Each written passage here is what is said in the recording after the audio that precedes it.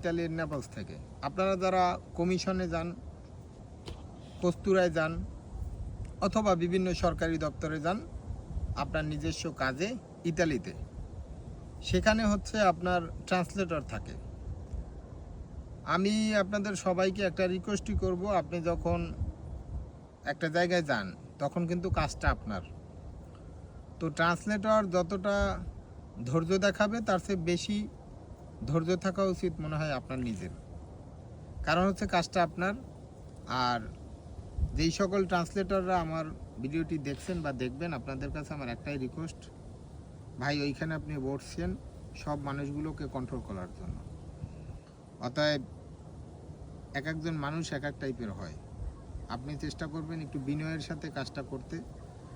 আমি আমার এই 3 বছরের অভিজ্ঞতায় আমি দেখেছি যে কিছু মানুষ এসে হুটহাট ট্রান্সলেটরের সাথে বেয়াদবি করে উইদাউট এনি রিজনে। এসেই ওনার যেই অ্যাটিটিউড থাকে যা আসলে খুবই দুঃখজনক। ইভেন কি আমি নিজে আজ পর্যন্ত প্রেফেতুরায় গেলাম, কস্তুরায় গেলাম, বিভিন্ন মানুষের, আমাদের তো অবজেকশনের শেষ নেই, সেখানে কিন্তু আমরা এক একজন এক এক টাইপের অবজেকশন দেই ট্রান্সলেটরের বিরুদ্ধে।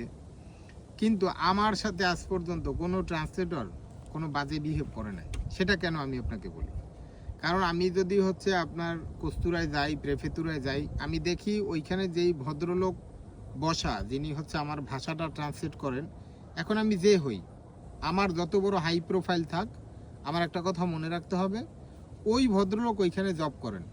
আমি হচ্ছে ওইখানে গেছি অ্যাজ এ ওনার স্টুডেন্ট হিসেবে, উনি হচ্ছে আমার সাহায্য করবেন। আমি অনেকটা জায়গায় যাই, আমি এত ভাষা জানার পরেও আমি কখনোই ইতালিয়ান ভাষা ওই সময় বলি না ওই সময়টাতে।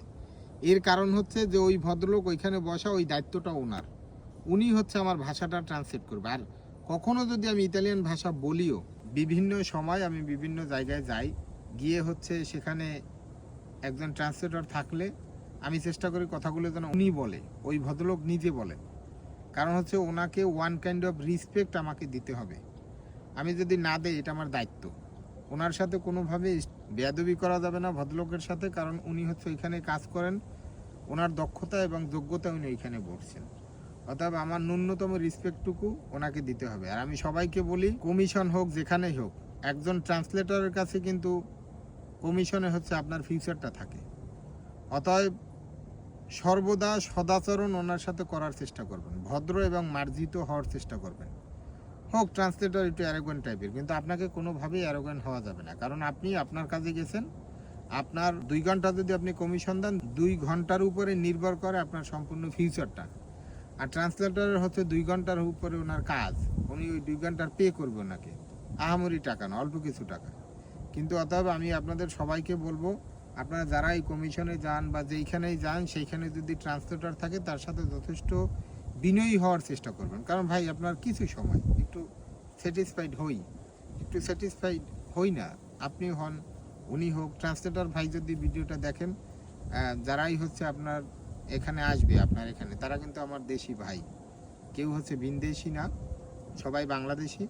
আপনি চেষ্টা করবেন বিনয়ের সাথে ওনাকে যতটুকু হেল্প করা যায় অ্যাজ এ দেশি ভাই হিসেবে, উনি যেন আপনার কাছ থেকে একটু উপকৃত হয়। তো ভালো থাকবেন, সুস্থ থাকবেন, আল্লাহ হাফেজ।